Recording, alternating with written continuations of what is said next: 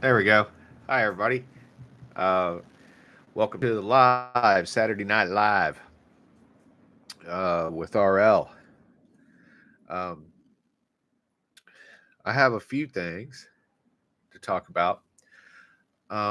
If you'd like to support the channel, please go to Amazon and the links in the channel description. Get your book Beneath the Haunted Sky. Read this. It is jam packed, my friend. Tons of pictures, tons of evidence, lots of stories, real talk from an actual abduction survivor.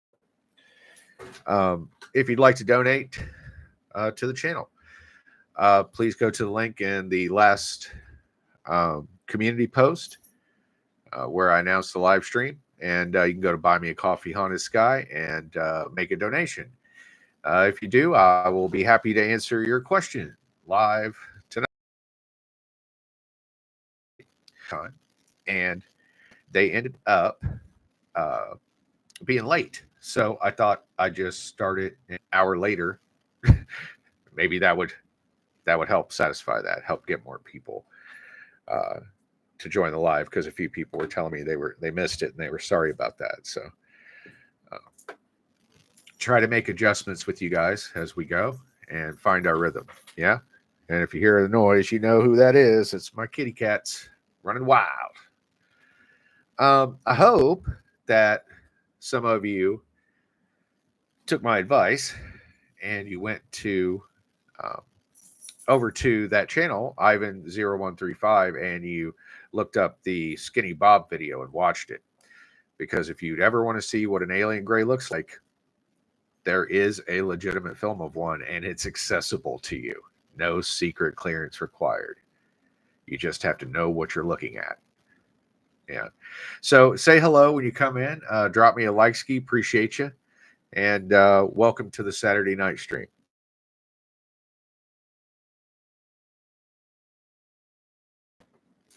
To kind of kick the discussion off, uh, what one was the pyramids. You know, uh, of course, like everyone else who's into this stuff, I'm fascinated with the pyramids, right? And I was thinking the other day, I was looking at it and I was like, oh, these shafts point out at stars, right? And, okay, why do they point out at stars? It's interesting. And then, like, I started, the more I kept looking at it, the more I kept seeing an observatory. Because what's the one thing that people always talk about when they go into the pyramids? Like how pitch black dark it is, right? But if you were able to look through these shafts, you would see the star that it was pointing at, the north and south polar stars at the time. You'd be able to see these stars very easily and possibly able to calculate their motion. Now, why would that be important, right? So I started thinking about the precession of the equinoxes. And this is the 26,000 year cycle that our Earth makes from one pole star to another as we spin on our axis like this. We rotate, but as we rotate over a 26,000 year period, the angle of the Earth changes. This is called precession. And we track this precession exactly the same way by where our North Pole points and how that moves over an extended period of time. And we've been able to track this, and we know that it happens over a period of about 26,000 years. Then I started thinking about the pyramid itself. That people wonder about, like it's lasted thousands of years. And I thought, well, if you were building an instrument that was going to measure the precession of the equinoxes, it would have to be built to such a standard that it could survive at least one cycle, right? So it would have to be built in such a way that it would maintain its accuracy and its stability over the next 26,000 years, which is amazing, right? And it was built to those tolerances and to that level of uh, quality. And then I got to thinking about some other things about it. I got to thinking about, well, if you were going to have an instrument that was going to measure the precession of the equinoxes and that it was going to, last this 26,000 year cycle and you wanted it to be accurate, well, how would you do that? Where would you put that? And the answer that I came up with is the same one that the Egyptians came up with, which is in the center of all the landmass of the planet Earth. Like if you wanted to put an instrument somewhere where you were going to get the truest reading and the truest uh, tracing, you want to track this phenomenon. The way to track this the most accurately and to know exactly what was happening to the planet would be to place it in the center of all the landmass of the planet Earth. That would be the most accurate spot to put it. Oh, hi, Raven. Started from the beginning at 1.5 speed. Yeah. Well, that may help you because I'm kind of a slow talker sometimes, but I get to the point eventually if you just hang out. But I'm glad that you're here. Thanks so much for stopping by. I really enjoyed yesterday's live stream with Rob on Typical Skeptic, and I enjoyed seeing you there, Raven.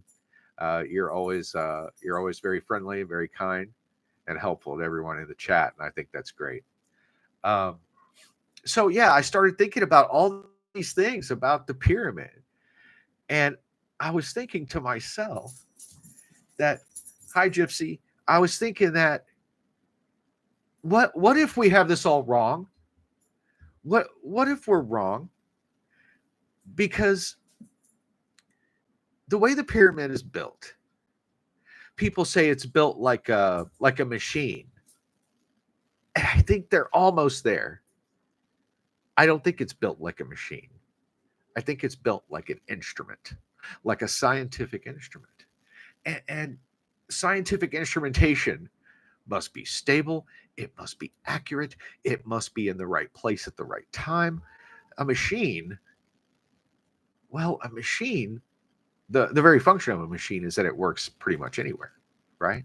But an instrument can only work in certain places. For instance, like if you were going to make a sundial, like how Ed did down at the Coral Castle. You see, that's an instrument, not a machine. You see, a watch is a little machine that tells you the time, but the sundial is an instrument that measures time, doesn't it? Through celestial motion. And so I don't have this 100% worked out yet, but when you look at the way the shafts are pointing, and then the tip of the pyramid, what it looks like is they're capturing this motion on three different axes, which is exactly what you would do if you were trying to use instrumentation to track the path of the precession of the equinoxes. So what do you say, right? What do you say that perhaps this is not a machine? This wasn't a power plant. I know that Billy Carson and Christopher Dunn, who got that whole thing started, by the way, Chris Dunn, he's like, oh, it's a power plant to fuel UFOs to go somewhere. There's no evidence of that. Okay? There really isn't. You can say you can pour this down this shaft and this down this shaft and get a reaction. Well, you can do that with a lot of things. That doesn't mean that's what it was for. And also, where were they getting all of this acid and this zinc oxide? Where were they getting it all from? Yeah, it doesn't make any sense. It's a great story. It's very imaginative. It's a creative solution to the question, but that doesn't make it correct. But what I looked at is, it's been there. Years can't change it.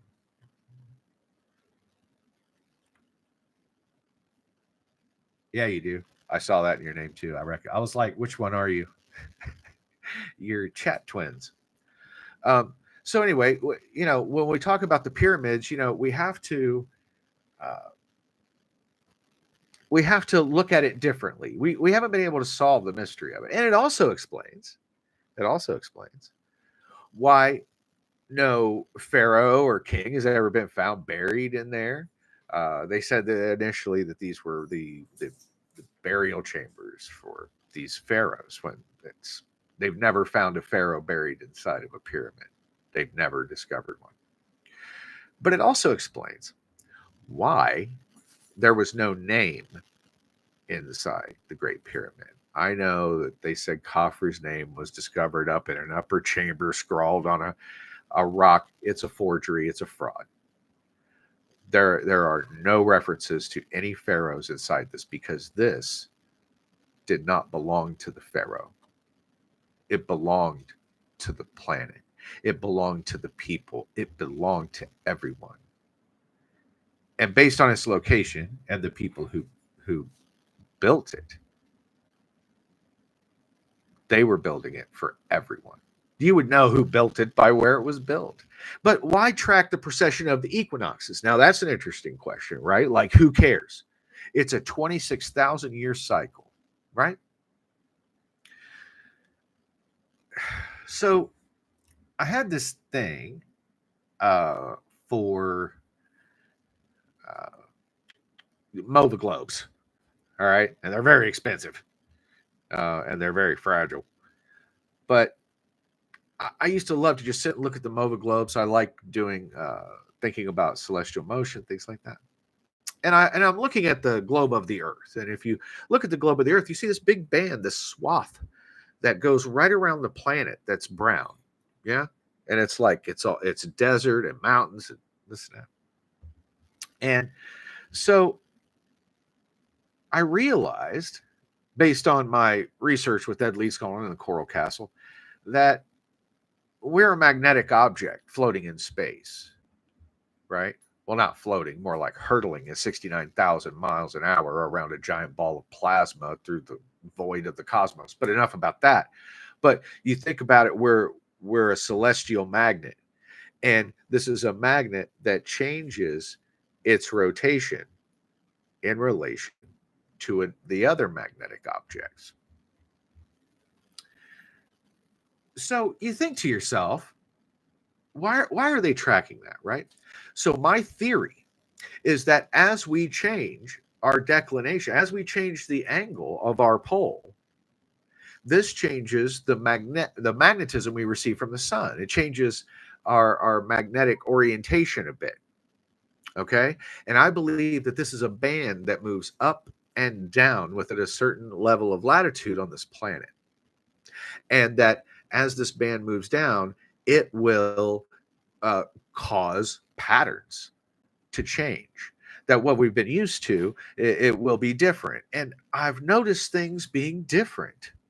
Drop a like if you've noticed things being different on the planet. Have you noticed it raining and flooding in the desert? Have you noticed that we're losing jungle at an alarming rate? I don't think it's all cars. I just don't. I think that we are perhaps contributing to this climate change. But I believe that it's a fact, our climate has changed eternally from the inception of the planet Earth. Our climate's been changing. I mean, if our climate never changed, then life wouldn't ever evolve. It would just be, the ice age forever, or it would just be a ball of pink crystal salt forever. But we have climate change on this planet, and we're not in control of all that. There are celestial forces involved which take us completely out of the game. And so I got to thinking about Egypt, and I realized, well, Egypt's a desert, but it wasn't always so. There was a time when Egypt was lush, when Egypt was fertile and verdant and teeming with life, because you can't accomplish these things with nothing.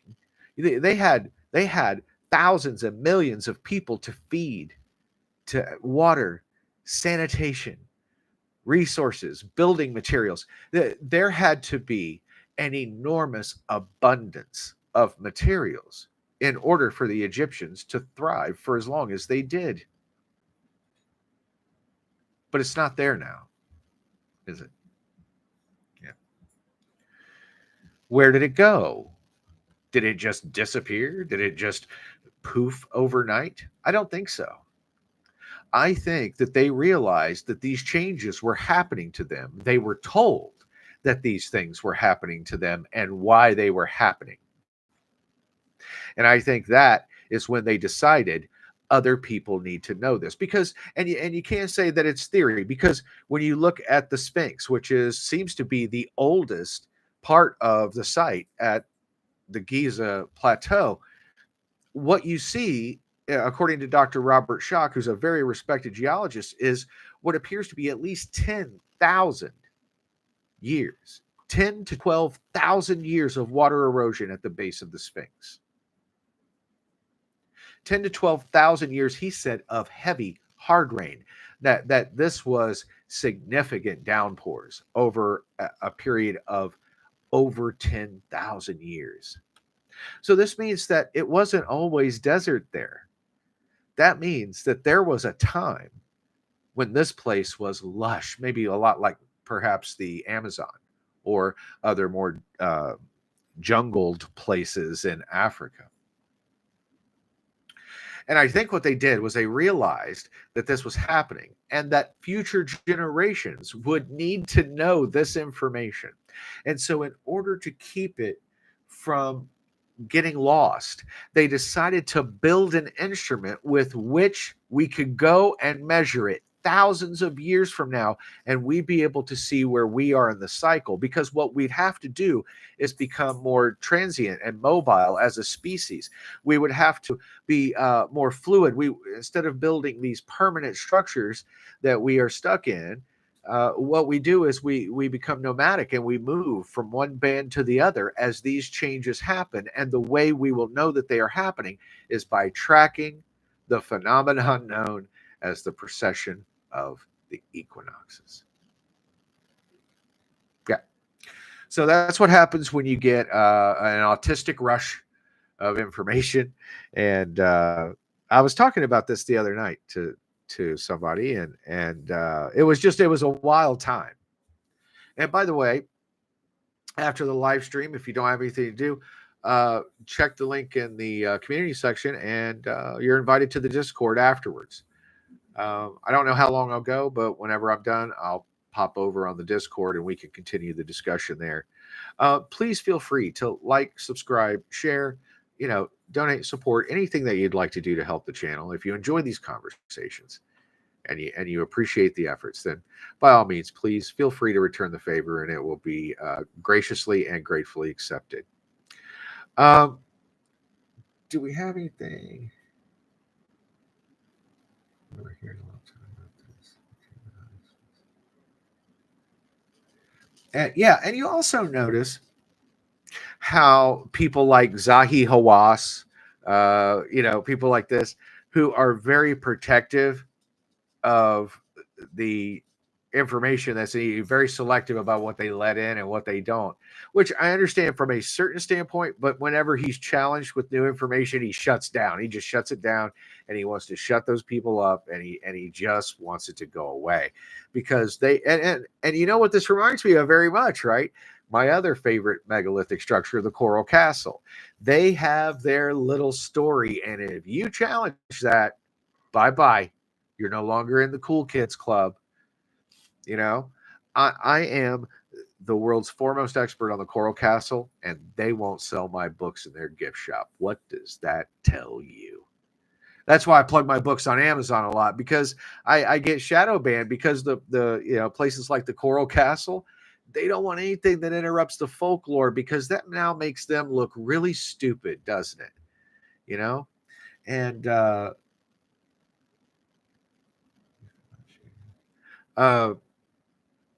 so I sold 100 books to the Coral Castle bookstore when it first, like after I was on TV, and go to there's a is it on my other channel, Talking to Least Comment, where I talk about the dark side of the Coral Castle and this whole debacle. But basically, I finally got them to buy $100 from me. Big deal. They buy the $100, fine.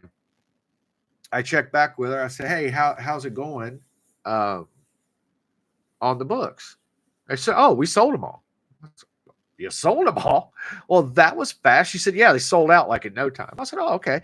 So would you like to place another order? No, thank you.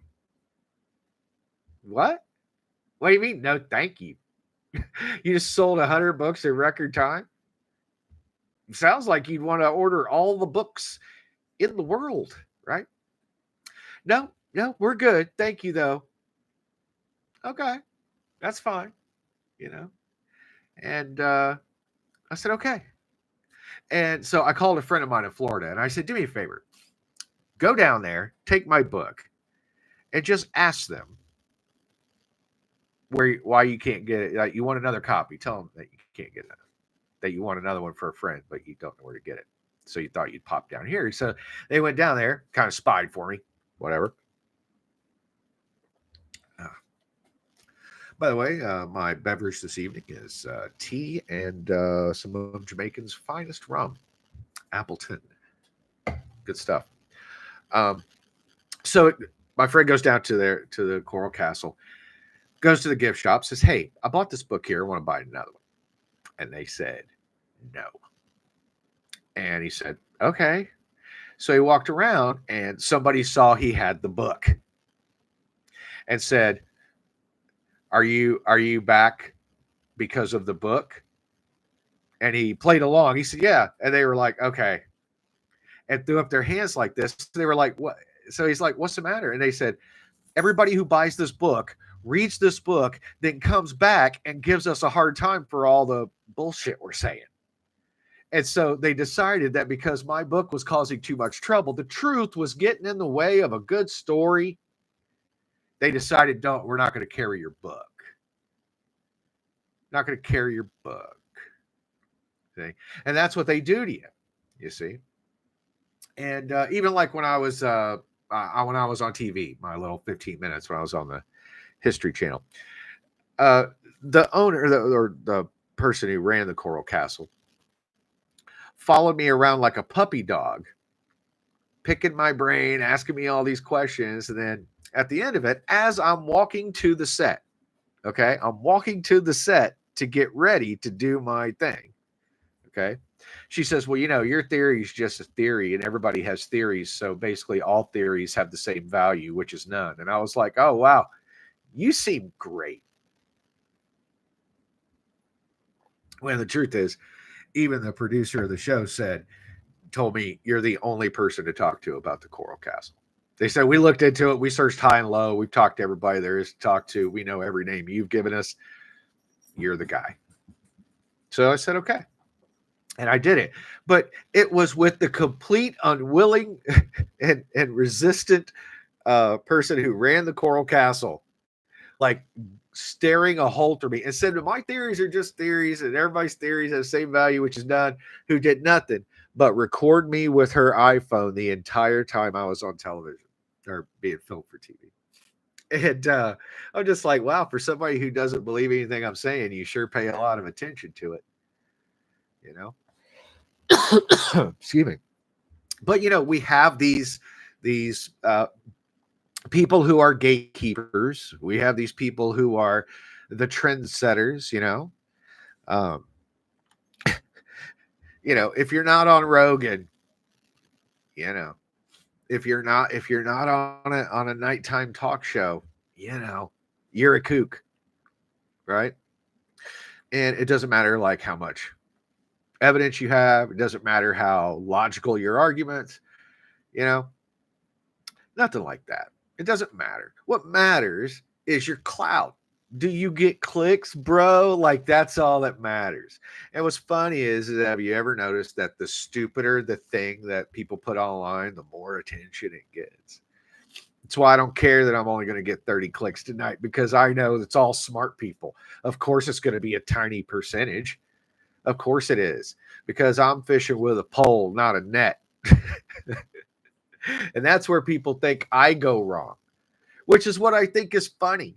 People think that because I attract you and not every moron on the planet, that there's something wrong with me or there's something wrong with you. And the truth is no, we're the solution. The people who are able to think critically, who understand logic and truth when they hear it. This is my problem with goddamn physicists. They don't listen to reason. They've been brainwashed and indoctrinated, and they are in lockstep. But then somebody says, well, what? I know physicists. Okay, well then why are they so quiet around me?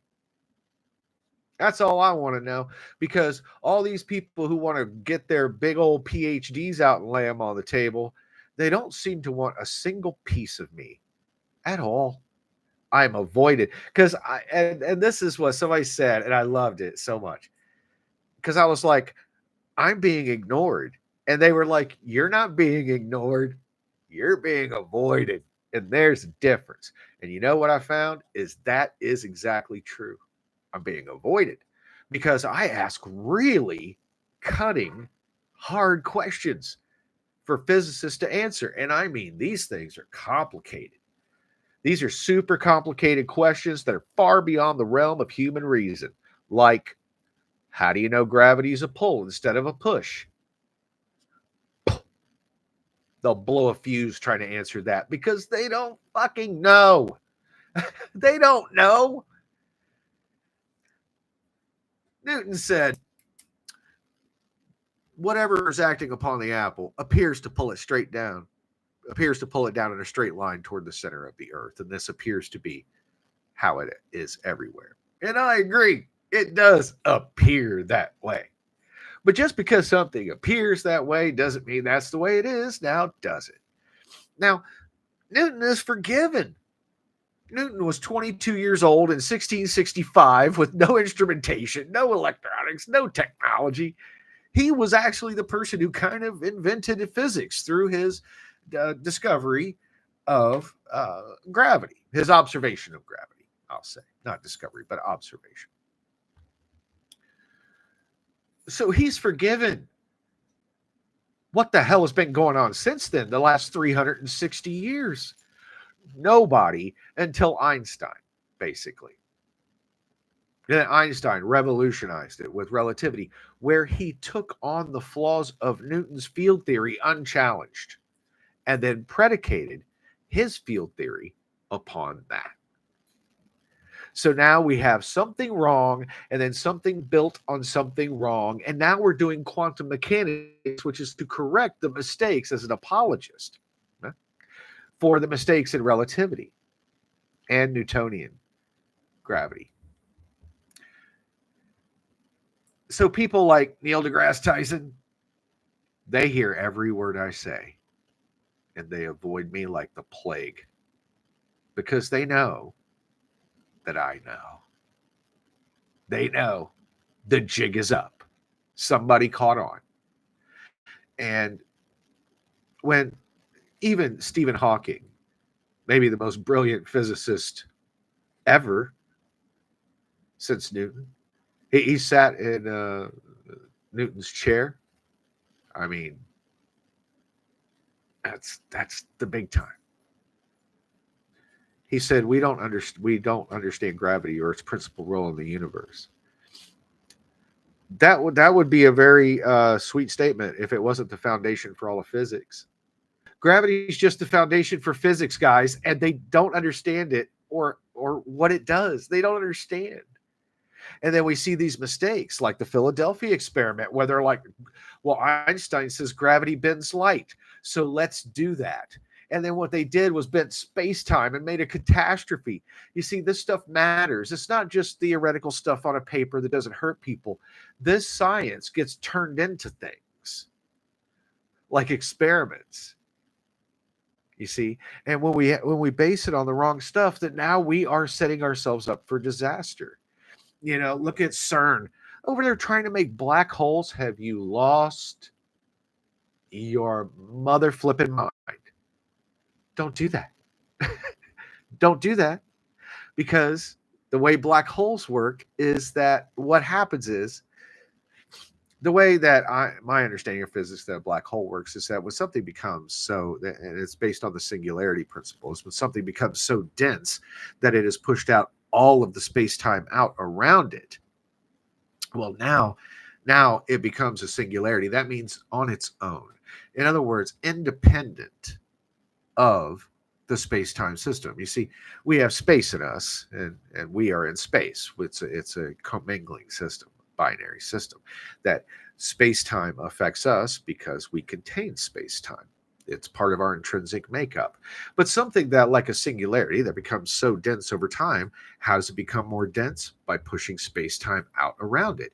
And when you push enough space-time out around you, what you do is you leave this dimension. You become an extra dimensional object. Okay? And when that happens, the laws of space-time no longer apply to you.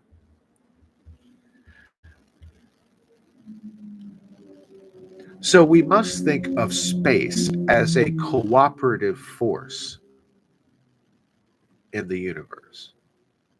That space-time, is in and of itself the most important aspect of physics.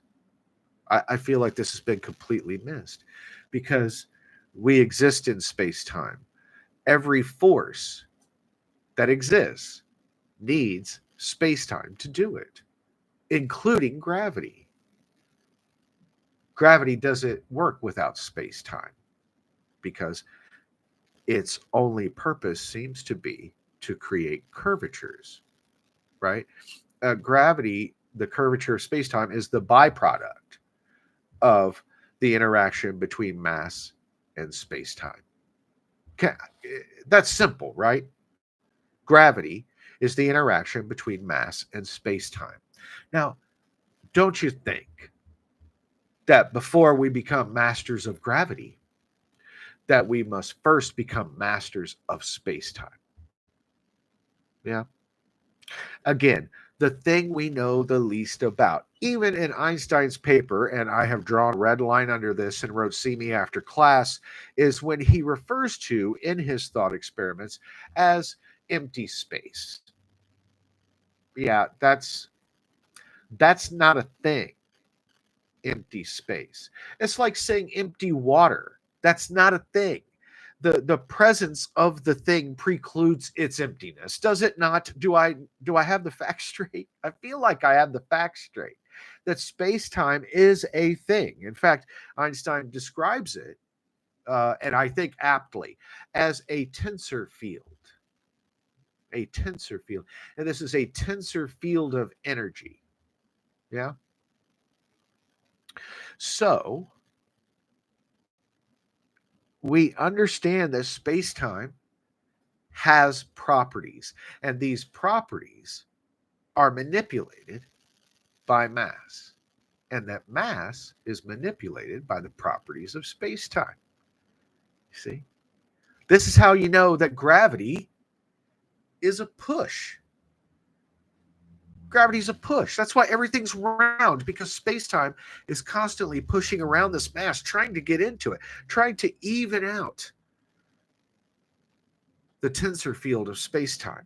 But it can't, so it hits a wall, and so it bubbles up around, it builds up around the outside. It creates a curvature that we can calculate with very good accuracy. We understand, we can read the curvature, but we don't understand it. And you see what it is it's the magnetic cohesion of matter. That magnetism is why all these little molecules and atoms are all holding hands and resisting the pressure of the tensor field of space-time. And this is why all objects will eventually be round, no matter what, because they are being constantly pushed down on, molded. Right? You merely adopted the space-time. I was born in it, molded by it. You see? And that's why everything becomes round, because when you have constant pressure on all sides for an unlimited amount of time, the shape you get is round. This isn't difficult, right? And they're so resistant to try to look at things differently, right? because God forbid we wad up the junk that we've been using and set out on a different direction. God forbid. We've had gravity for 360 years and can't do a damn thing with it because we think gravity is a force. Gravity is a farce, is what it is.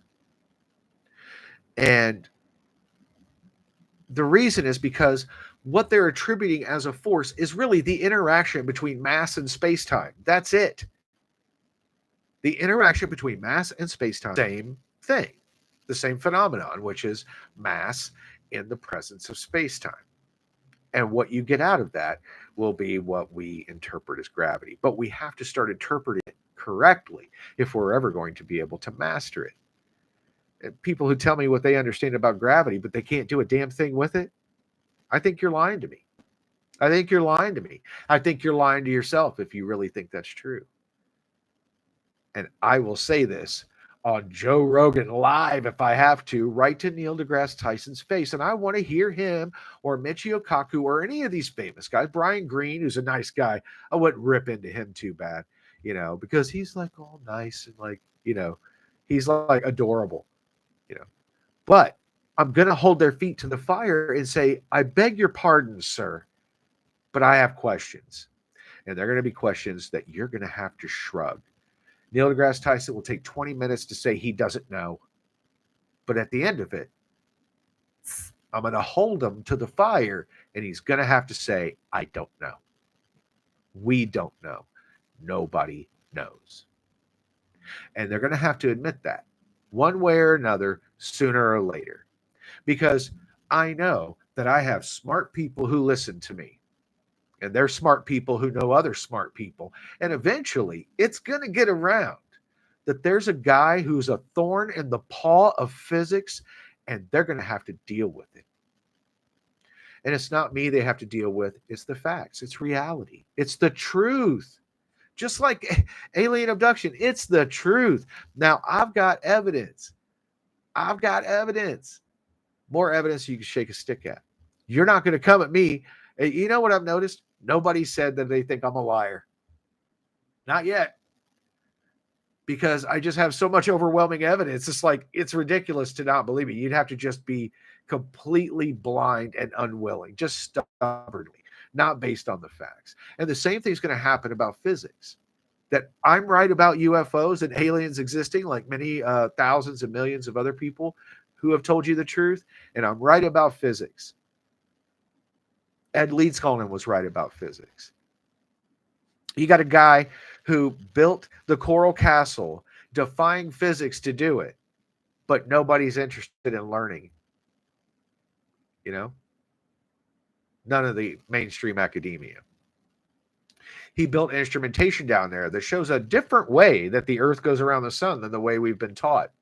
And I have to get back to this. I have to do a lot of homework because I think I made a couple mistakes when I first brought it out. I was excited, sue me, but I'm on to something with that. He's showing something that really blew my mind. Basically, he shows the Earth at an angle like this, going around the sun, not flat like this, but at an angle. And he calculated the angle, and there's no way to calculate it incorrectly because you're using his exact instrumentation to do it. And it does show it. I just have to figure out the way to do it the best. But the fact is, when you look at his way and the way that you're taught, they both look like they could be correct, right? They both, hey, Cody, they both look like they could be correct. So how do you tell the difference? Well, the way you tell the difference is through instrumentation, right? Through measurement, through calculation. And then now you have your answer. So that's the part that I'm at now. And it's very difficult for me. It challenges me in some ways, but I feel like I'm up to the challenge and I'm going to do it. But these people are challenging what we think we know about science. And what they're proving is we don't know nearly as much as we think we do. Did you hear the heat shield on the return capsule for these astronauts. They can't get them to work. The heat shields fail. Look, guys, we supposedly did this 50 some years ago. We went to the moon and back on live television 50 some years ago, and now we can't do it. Uh, After $97 billion have been spent, all this time, all this progress that we've made in science and technology, going to the moon should be a fucking day trip now. You go, they have a place for you to stand where you hold your phone and take a selfie of the Earth in the background behind you. You buy, I went to the moon and all I got was this lousy t-shirt, your Crater coffee cup, and then you go the fuck home. But no, after all this time, now we can't. By the way, I want to be in charge of marketing if we ever do sell trips to the moon. I like those ideas. But we can't go back to the moon after almost 60 years of scientific progress. Heat shields don't work, rockets fail, stuff breaks. I mean, listen, you're putting these guys. Yeah. Oh, and by the way, yeah, you know who's in charge of all this shit? Boeing. These guys can't make an airplane that doesn't fall apart in the sky, and they're going to be the ones responsible for taking us to fucking space. Are you serious? Like, come on. It's ridiculous. It's all controlled by money. It's not controlled by science or by truth or by progress. You know, they're sitting people on a machine with over 1 million moving parts built by the lowest bidder. You're kidding me. That's how we're doing it. And the reason that we're doing it that way is because we don't understand the forces that we say that we do. If we understood gravity, then we'd be doing what the UFOs do. We'd be just straight up out into the atmosphere. We go to the moon in about 5 minutes. Yeah. Shoot his ass off into space. And we call that science. And I call it fucking embarrassing. It's embarrassing. And it goes to show you, it's not all about information. You know, it's not all about the facts. There's a lot of psychology at work. The psychology of resistance, right? Like, it's most people's first instinct to be skeptical of everything. They think that that's the right move, that to be skeptical is to put up this defense and that you're not going to be fooled. Yeah. You have no idea how easily people are fooled. Like, you could give me all your skepticism you want. I could fool you in 2 minutes. I used to be a magician years ago, close-up magician. I was very good, actually. I gained a little bit of a reputation as a masterful close-up magician. And what I learned through the few years I spent learning the trade is people are mostly easy to fool. And it's not our fault. Like, it's not, I don't mean like stupid or anything. I just mean that our brains aren't as advanced as we like to think. And I think that some of these concepts that we're trying to wrap our head around, we keep saying that we understand it, but what we're saying is we understand it about as much as we're going to. Yeah. That we've reached our biological limitation for what we are able to process and understand. And I think that that is one of the limiting reasons why we have trouble, why in the general public has trouble and the military has trouble admitting the reality of UFOs, because it's beyond their comprehension. So it's beyond their acceptance. And I think it's a shame. But I do think it's reversible too. Hi, thanks for being here. Please drop me a like, Ski. Appreciate you a lot for it. So I'm worried for science, because if we're ever going to be able to push back against these guys, we have got to revamp everything. We need an audit and restructure of our physics. as it stands. We have to go back to fundamentals. Don't talk to me about quantum mechanics when you don't understand what gravity is. When you don't understand what gravity is or its principal role in the universe, and none of these physicists do, then don't tell me anything else about physics until you square the first block, the foundation. Until you dress and set that block in place, I don't want to hear you. You can quote me all the theorems and show me all the math, and I'm going to say, show me what you can do with it, and you're going to take me somewhere and show me a fucking rocket, a firecracker. It's a big one, but it's a firecracker, basically. It's a bottle rocket. You're just going to strap a man to it and shoot him to the moon. Wow. Good job, guys. You really got this science thing. Are you fucking kidding me? When we see what these guys are doing, they're dancing on our heads scientifically. Have we reached our psychological barrier, or have we reached our biological barrier? Is it that we're too stubborn to begin understanding differently, or are we simply intellectually incapable of that task? It's not a matter of whether we need to, you know, it's a matter of whether we can and whether we will. Yeah. Oh, and I wanted to mention, I had a great time on Rob's podcast yesterday. Had a great psychic lady on, Liz. I can't remember her last name, but I believe her first name was Liz. And I got a reading, which was so cool. And I wasn't expecting it. I made a small donation to his channel a while back, and I just put in the chat. I said, "Hey, if there's any message for me, let me know." But other people were like donating everything, super chats and stuff, and I just put it in the comments. And Rob is so nice and so sweet. He was like, "Hey, I want you to answer this for this guy," and holy shit, it was pretty. It wasn't very long, but it was crazy the way it happened. So I said, well, hey, if you have any messages for me, let me know, right? Just general. And this Liz lady, she said, I don't know who's on the other side, but it's a female, and it's mother or grandmother, and she has really distinctive eyes. And I was like, that's my grandmother. We have the same eyes. She had silver eyes, and so do I. And she said, I want to tell you that I'm very proud of you and that I'm making your favorite cake. Well, there we go. There we go.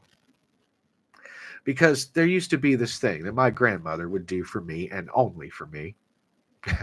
And my grandmother raised me pretty much most of my life.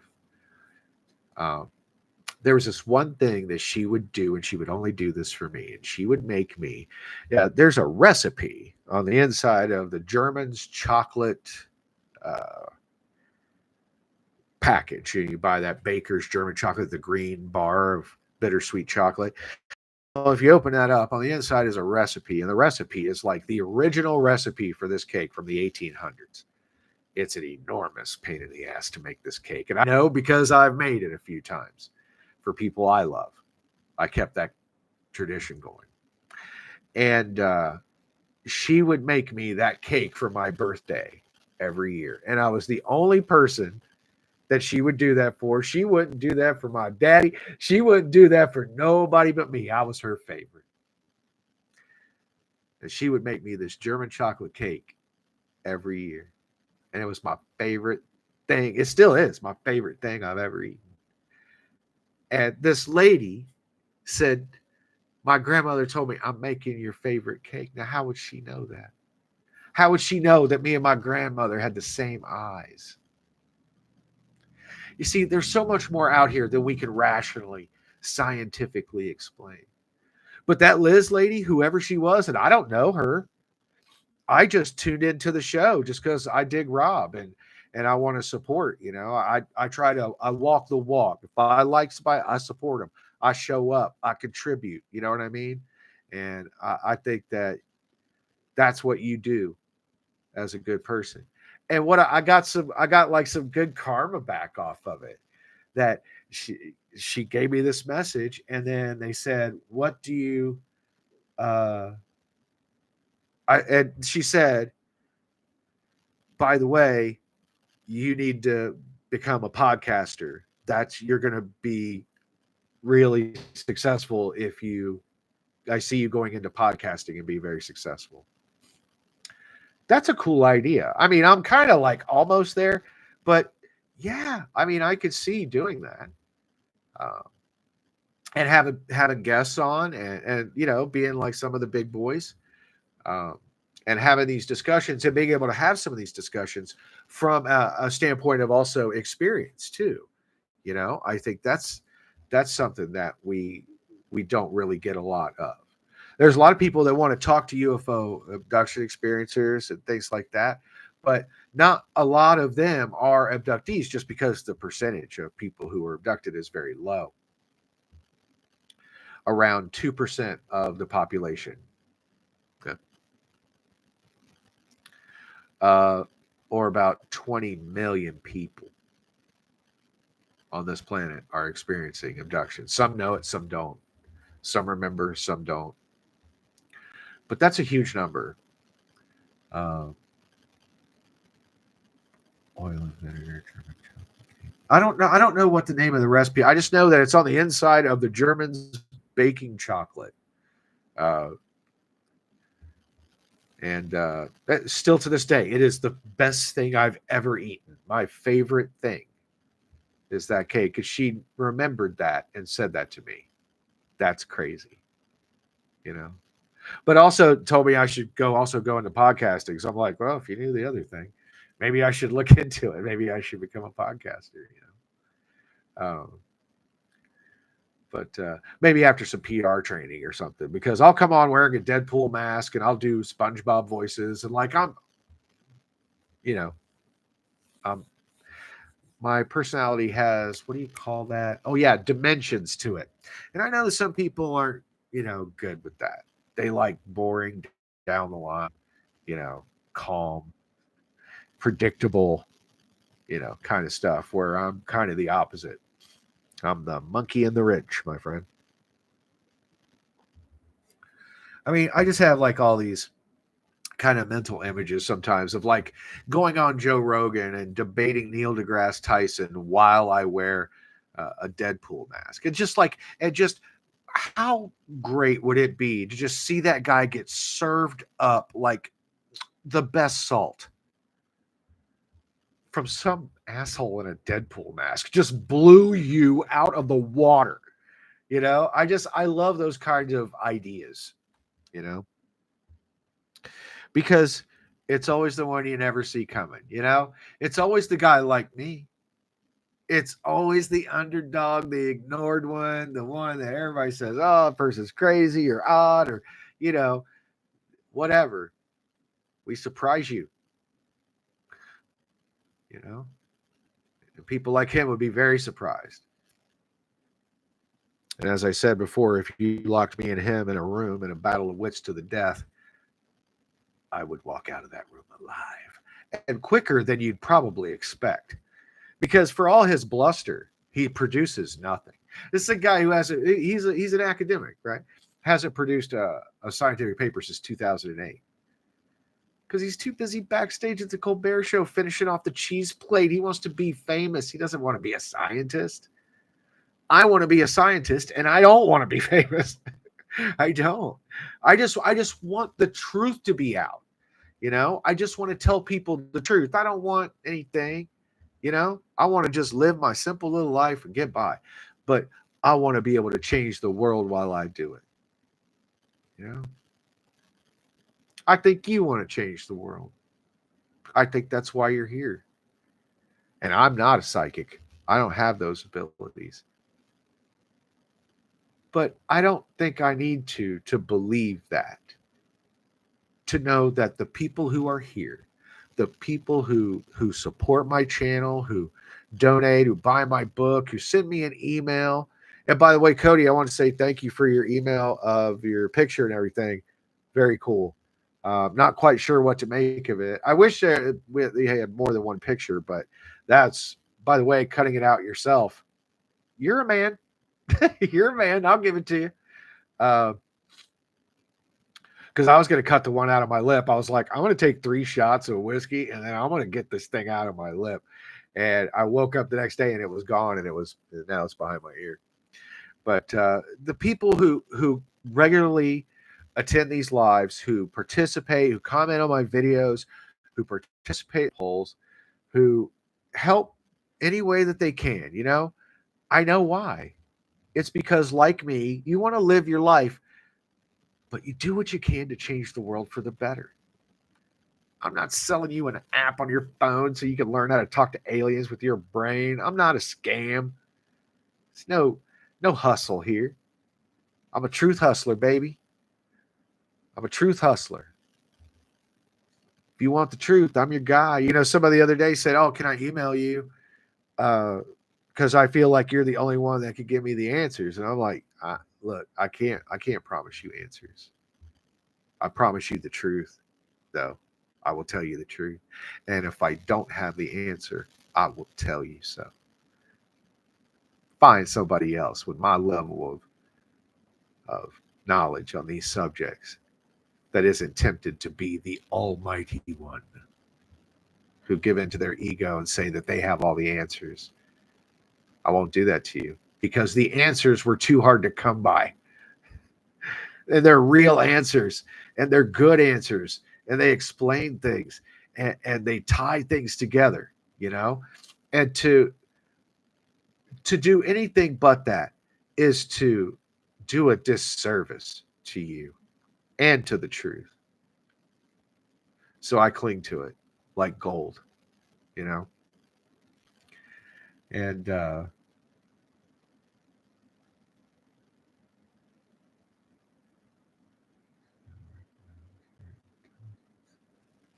who's that for, Raven? A way shower. I don't know what a way shower is. I mean, I think I could figure it out from the word, but uh, I'm so glad everybody's here. By the way, can I just say that? I'm just really glad you're here. Thanks for hanging out with me. This is fun, and I really appreciate that. Things have been growing a lot lately, and it's making me feel very positive about the direction of the channel and, the information. Uh, I've actually had to start turning down interviews a little bit because my voice it gives out on me sometimes, and I just can't go talk for 2 straight hours, after talking for 3 straight hours, after making a video, after narrating something. It's like, uh,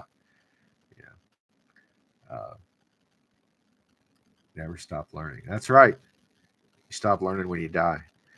But it's not just about learning, right? It's about what we do with it. Yeah, we got to do something with it, or else what good is it, right? Like Neil deGrasse Tyson has a PhD in astrophysics. Great. What does that do for us?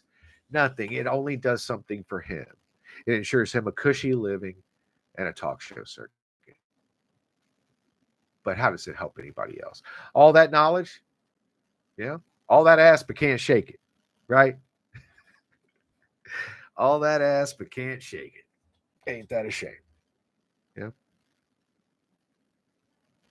Where I am an autodidactic person. Autodidactic.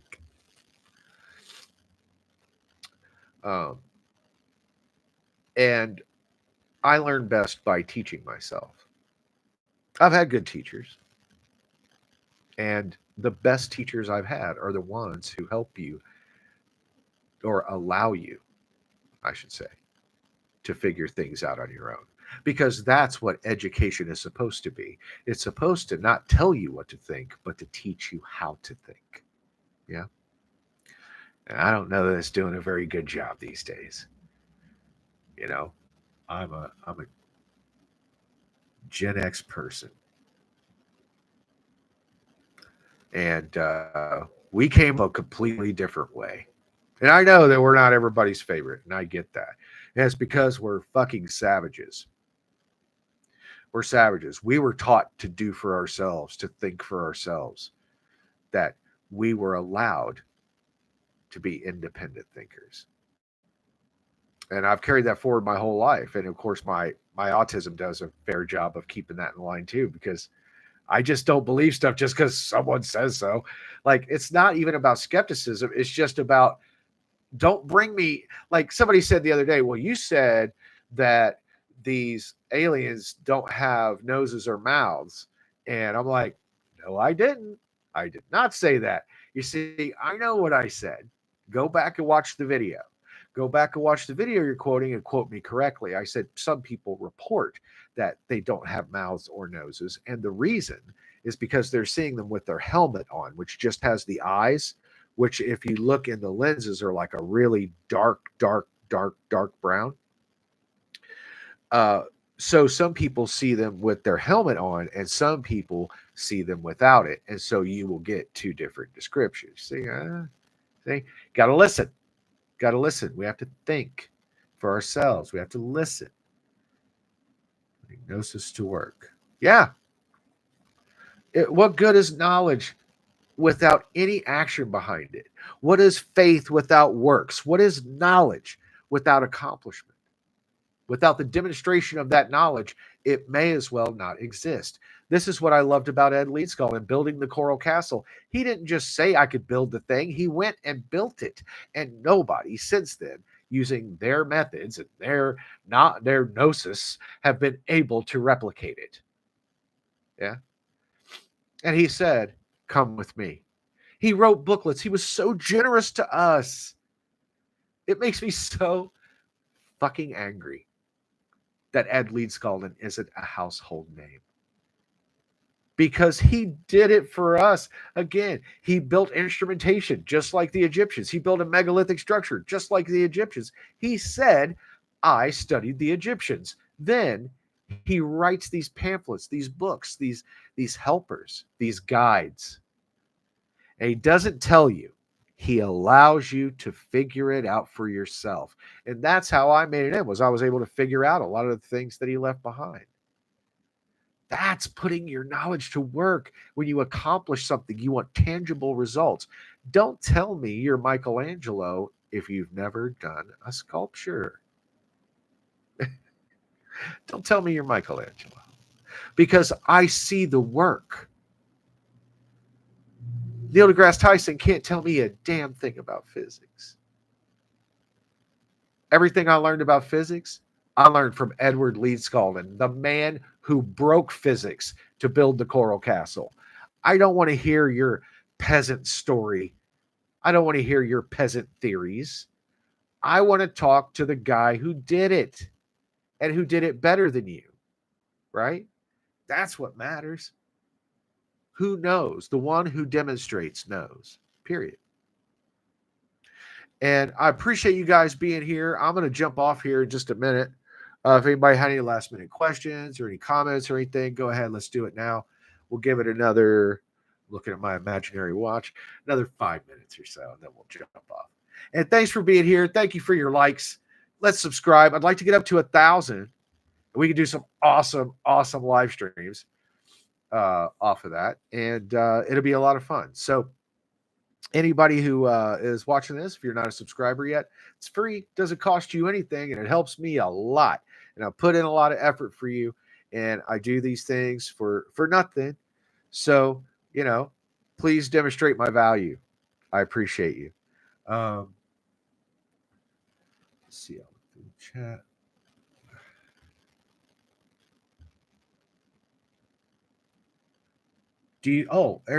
Hey Cody, do you think Neil is a gatekeeper or just a willing idiot? He's a useful tool. You see, they know the perfect way to get to Neil deGrasse Tyson. I wonder what his weakness would be. Vanity, ego. All you got to do is stroke this guy's ego and he'll say whatever the fuck you want. He's not even smart enough to challenge academia. You see, I mean, I did my research. Again, when I speak, I tend to have receipts. And Neil deGrasse Tyson, who hasn't published a science paper since 2008, who's never discovered or helped a damn thing happen, also was considered, a mediocre academic. They said he was a great communicator, but he was a piss poor academic. You see, he's able to schmooze his way through a field where most of the people have more brains than they do charisma. You know, sometimes you get the brain riz combination. Every once in a while you strike gold, but a lot of times it's one or the other. You're either charming and stupid, or you're smart and you're not so fun to hang out with at parties. And he's more, bullshitty than he is academic. And he likes to talk about a lot of things that are not in his purview. He talks about things that he hasn't studied, that he's not an expert on, just because people want his opinion. He's not smart enough to really challenge science. But he's just dumb enough to walk the line of it, because of course he's going to walk the line of science. He can't understand any further than that. So I think he's a useful idiot. And I do think he is manipulated. I mean, this thing is weird. He's just chosen out of everybody to be the guy who's on TV talking about, on news shows, giving his opinion on UFOs and shit. I think they just ego bomb him, and he just will do whatever, just get on and say, yeah, there's no evidence. He wouldn't know an alien if it pitched a tent in his ass. And, he's the wrong person. And that's it. We keep talking to the wrong person. People are like, oh, well, let me break down the Skinny Bob video. And you want to talk to me about the refresh rate and frame rate and all this stuff? And how about you just ask somebody who's met one of these guys and go, is that one of them? Do they look like that? Is that how they move? Are you familiar with this? Well, let's ask the witnesses, instead of trying to get down on some forensic fucking evidence trial, when you could just go, excuse me, step in here. You recognize that? That's him? Thank you very much. Because we don't want to open that door, right? Being an abduction survivor is one of the worst existences in the world. Not just because of the trauma of it, not just because that you're made fun of, but you're ignored. Like, the people who say they believe you still don't trust you enough to ask for your expertise. Wow. It's kind of insulting, kind of like that John Oliver show last week. Don't get me started on that again. But we are changing things. And you know what? I've noticed we're like cross-pollinating. Like, I've got Jeff Maher's people over here. I hang out with Jeff Maher, like Rob Khalil from Typical Skeptic. I hang out with him. His people come hang out with me. Like, we're starting to build this community. We're starting to link together, all of us, and we're picking sides. And that's what we got to do. We got to pick sides in this world sometimes, don't we? And I know I'm not the popular choice. You have a whole lot younger, cooler, better looking, more hip, more riz, more everything than me, except facts. You want find somebody that has more facts or more receipts, or that will look at the world the way I do. I feel like that's my value, is the way I see things. I look at the same things you do. I just don't see them the same way. And that, I think, for people who are neurotypical, find that fascinating. Like the other day, and here's a good example. If you look at the community section, when I put that picture up for the live, and I announced the live stream, go back and look at the picture. What I noticed when I watch movies and stuff, I always see weird stuff that other people don't see. It's kind of like what I do. And I noticed I was watching the movie, and I was like, oh, look, the table in the center of this scene where Jay Edwards comes in, played by Will Smith, and he's there to be tested for the Men in Black program. And you walk in and you see all these people sitting in those like egg chairs from like the 70s, and in the middle of the table. And on the table, you see the light shining on the table, and I'll be damned if that doesn't look like the face of an alien gray represented on that table. An alien. As soon as you walk in, alien. That's what I would have thought, you see. But none of these other people had any idea why they were there. I would have walked in, took one look at the table, and known why I was there. I would have seen the message, because that's just how I see things that way. But go back and look at the picture, and if you see what I see, give that post a like for me, will you? And just let me know quietly you see what I see. All right. I'm going to jump off here, you guys. I really appreciated you very much, and I can't wait to do this again. I'm thinking about maybe doing Wednesday, Saturday. I don't know. Go over to the comments on live stream. Tell me when, like, give me some times that your days that you think would be the best to do this. I'm thinking Wednesdays and Saturdays. I think would be good days, or like Friday and Saturday. Do you want me to do Friday and Saturday, or whatever it is? No, I love you guys, and I appreciate you back. And we do rise by lifting others, and I know that you know that, because you walk the walk, Gypsy, and so do a few others in here, and I really appreciate that. And the more of you there are, the more of these I can do, and the more videos I can bring you. Stay tuned. There'll be another Sky Files coming up very soon for you. It's going to be very interesting. I'm working hard on that one, so it's kind of taking me a little bit. But if you love these shows and the live streams and everything, please feel free to buy me a coffee and just put a coin in my cup and help keep the channel going, and reward me for my never tiring efforts to continue bringing you the absolute truth in the best and most frank way that I know how. I love you guys. I hope you have a great night. Join me over on the Discord. If you don't have a link, go over to the community section and look, okay? And you will see a link, and it's got a picture of John Oliver wearing a tinfoil hat. It says, join the Discord. So feel free to join me over there after the show, all right? I'll be there in a minute. I'm going to refresh my drinky poo, and I'll see you guys there. Until then, keep looking up and look out for each other.